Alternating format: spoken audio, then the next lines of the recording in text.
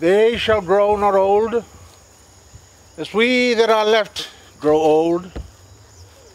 Age shall not weary them, nor the years condemn.